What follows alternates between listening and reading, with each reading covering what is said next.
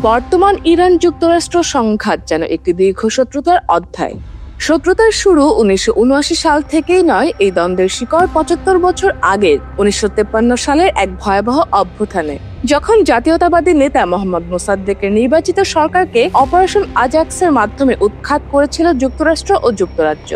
Mosaddek British তেল কোম্পানির শোষণের বিরুদ্ধে দাঁড়িয়ে জাতীয়করণ করেছিলেন ইরানের জ্বালানি সম্পদ। পশ্চিমা শক্তিগুলো ক্ষিপ্ত হওয়ার মূল কারণ ছিল এটাই। সিআইএ ও M16 গোয়েন্দা বাহিনীর নেতৃত্বে সংঘটিত হয়েছিল ইতিহাসের অন্যতম সেই আলোচিত রাজনৈতিক ষড়যন্ত্র। প্রথম অভ্যুত্থান ব্যর্থ হলেও 72 ঘন্টার মধ্যেই দ্বিতীয়বারেই সরকার পতন ঘটে এবং মোসাদ্দেক বন্দী হন। এর অন্যতম কারণ ছিল অভ্যন্তরীণ রাজনৈতিকভাবে তারা বিভাজিত হয়ে গিয়েছিল। শুরুতে সরকার সমর্থন করলেও শেষ পর্যন্ত পার্লামেন্ট স্পিকার আয়াতুল্লাহ আবুল ঘাসেম কাশানি অভ্যুত্থানকে সমর্থন দেন। এই ফাটলই পশ্চিমাদের হাতকে শক্তিশালী করে।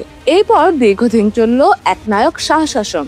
অবশেষে 1979 সালে বিপ্লব আয়াতুল্লাহ খমেনির নেতৃত্বে দেশ জুড়ে শুরু হয় এক গণজাগরণ। তুদেহ পার্টি, ন্যাশনাল ফ্রন্ট এবং ওলামা সম্প্রদায় একত্রে শাহ বিরোধী আন্দোলন চালায়। তবে বিপ্লবের পর খামেনির অনুসারীরা একচ্ছত্র ক্ষমতা দখলে নেয়। এতে করে তালেকানি কাশানির মতো নেতা হারিয়ে যান ইতিহাসের না দেখা পাতায়। আজকের ইরান আবারও মুখোমুখি হয়েছে সেই পুরনো দুশ্মনদের। যুক্তরাষ্ট্র, ব্রিটেন এবং তাদের ঘনিষ্ঠ মিত্র ইসরায়েল। আবারও চাপ আসছে, অবরোধ, আক্রমণ, তবে এবার সরাসরি। এত সবের মাঝেও প্রশ্নটা রয়ে যায়, ইরানের অভ্যন্তরে আজও জাতীয় ঐক্য বিভাদ রয়েছে। বিশ্লেষকেরা বলছেন ইরানের প্রযুক্তি ও সামরিক সক্ষমতা অনেক বেড়েছে, কিন্তু সেই রাজনৈতিক বিভাজন এখনো দুর্বলতার বড় উৎস হয়ে রয়ে গিয়েছে। ইতিহাস বলে বিদেশি আগ্রাসনের বিরুদ্ধে টিকে থাকতে প্রয়োজন শক্তিশালী জাতীয় ঐক্য। 1953 সালে বিভাজনের রসানল এবং ঐক্যের অভাবে পরাস্ত হয়েছিল ইরানের স্বপ্ন।